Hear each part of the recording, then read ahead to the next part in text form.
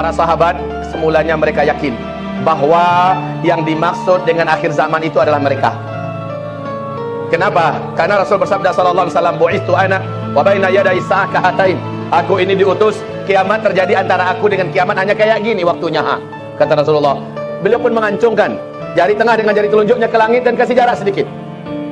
Di hadis yang lain Nabi bersabda sallallahu alaihi wasallam, "Manakala aku telah Allah utus bagi Nabi dan Rasul, malaikat Jibril memberi informasi kepadaku bahwa Israfil, sang peniup sangkakala kiamat, sudah memasukkan pangkal trompet ke dalam mulutnya, kedua bola matanya melirik ke bawah arasy, tiap saat menunggu aba-aba kapankah trompet sangkakala kiamat ini ditiup." Ini menimbulkan keyakinan pada para sahabat, udah dekat banget ya. Kemudian Rasulullah juga bersabda, "Hai bangsa Arab, dengar baik-baik. Allah diberitahukan kepada saya dan telah dilihatkan dalam mimpi saya, dinding pembatas antara kalian dengan Ya'juj dan Ma'juj sudah jebol dan berlubang sebesar ini," kata Rasulullah. Wailul lil Arab, wailul lil Arab. Berita-berita Nabi ini memantapkan keyakinan sahabat tanpa ragu bahwa yang dimaksud dengan akhir zaman oleh Rasulullah adalah mereka. Ibarat Allah. Selanjutnya, membuktikan kebenaran janji Rasulullah SAW tersebut, akhirnya para sahabat kan dapat informasi dari Rasul. La taqumus sa'ah, tidak akan terjadi kiamat sampai terlebih dahulu 10 tanda besarnya muncul. Tanda besar kiamat itu harazatun manzumatun fi silk, seperti butir-butir marjan sebanyak 10 butir. Yang satu butir marjan itu ada lubang di bawahnya tembus sampai ke atas. Setiap lubang itu bisa dimasukkan tali. Maka butiran satu dengan butiran kedua, ketiga dan seterusnya terhubung di tengah-tengahnya tali, mirip dengan tasbih. Bagian bawahnya dikasih simpul. Ayyuqta'u silk. Ketika simpul butir-butir marjan tersebut digunting, diputus, apa yang terjadi? Meluncurlah butiran yang pertama, betul? Bagaimana dengan butiran kedua? Menyusul pakai jarak waktu lama atau langsung? Langsung. Yang ketiga menyusul lagi lebih cepat. Pap pap pap pap pap pap pap pap pap. 10 tanda besar kiamat ini, kalau yang satunya sudah terjadi, yang kedua menyusul, jarak waktunya sangat dekat. Yang ketiga, keempat, kelima, dan kalian hanya diizinkan Allah menyaksikan sampai tanda besar kiamat yang ketujuh. Tanda besar kiamat yang pertama, dukhan. Bumi gelap gulita. Selama 40 hari 40 malam orang tidak bisa melihat matahari. Ada apa? Debu yang teramat sangat tebal bersatu dengan asap yang juga sangat tebal dan panas. Selama 40 hari bumi ini gelap gulita. Setelah itu, paling lama 3 tahun kemudian, terjadilah tanda besar kiamat yang kedua. Dajjal, fitnah terbesar di alam semesta pun muncul, lepas dan bebas dengan izin Allah Subhanahu wa ta'ala. Dajjal mengelilingi seluruh dunia. 2/3 penduduk bumi sujud mengangkat Dajjal sebagai ilah yang mereka sembah.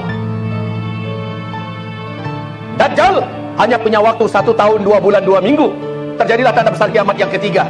Nabi Allah dan Rasul Allah yang ke-24 yang Allah simpan dan dinaikkan ke langit dengan roh dan jasadnya, Allah turunkan kembali menjadi tanda besar kiamat yang ketiga. Dan dialah Isa alaihi salam. Isa membunuh Dajjal. Hanya Isa yang sanggup membunuh Dajjal. Kemudian beberapa bulan kemudian menyusullah tanda besar kiamat yang keempat, yaitu hadirnya atau lepasnya bendungan raksasa sebagai penjara abadi yang dibuat oleh Zulkarnain untuk Ya'juj dan Ma'juj.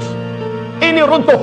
Kemudian Allah berfirman di dalam Al-Quran surah Al-Kahfi, bagaimana Ya'juj dan Ma'juj dengan segera membungkus bumi. Kerjanya cuma membunuh dan membantai. Habis. Allah yang habiskan Ya'juj dan Ma'juj. Masuklah dunia ini kepada masa-masa aman. Sejak itu dunia langsung dipimpin oleh khilafah Islamiyah, dan yang menjadi pemimpin sang khalifah ketika itu adalah Imam Al-Mahdi. Di situ terjadi 3 tanda besar kiamat lagi. Matahari terbit dari sebelah barat. Kemudian yang ke-6, binatang raksasa dapat berbicara dengan umat manusia dengan bahasa apapun.